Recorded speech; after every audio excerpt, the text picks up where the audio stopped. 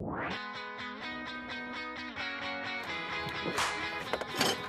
m'a demandé de travailler en appui du projet BESS pour identifier les meilleurs moyens de valoriser les cabines déposées.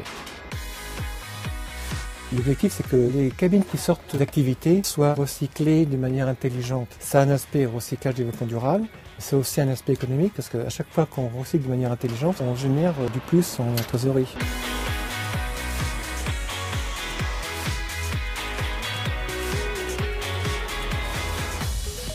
On s'appuie sur un partenaire qui est UDS qui démantèle le fauteuil et recertifie les pièces détachées.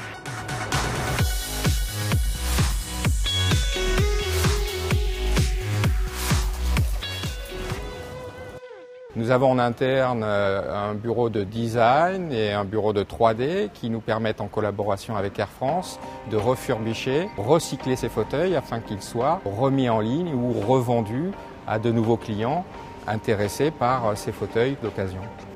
La certification que nous avons nous permet justement de démonter des pièces détachées, répertorier toutes les pièces avionnables ou non avionnables et stocker de manière organisée ces pièces de manière à ce qu'elles soient facilement repérables et réutilisables sur avion.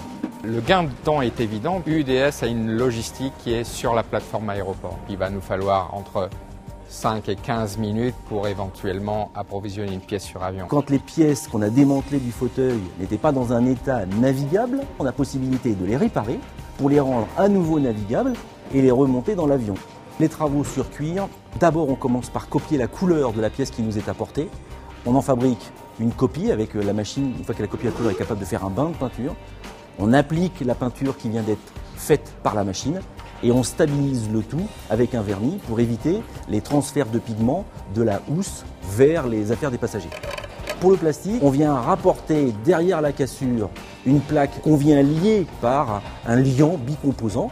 Le tout fait une espèce de soudure à froid et on finit par la repeindre complètement avec une peinture à l'eau pour éviter les solvants. Les pièces non réutilisables, en accord avec Air France, sont triées. L'aluminium est revendu à des ferrailleurs pour être fondu. Le composite est revendu à des gens qui savent traiter pour être broyés, etc., etc. Aujourd'hui, on estime que 80% de la chaîne de démantèlement arrive à être valorisée. Et à ce titre, je pense qu'on peut largement parler d'un processus industriel éco-durable.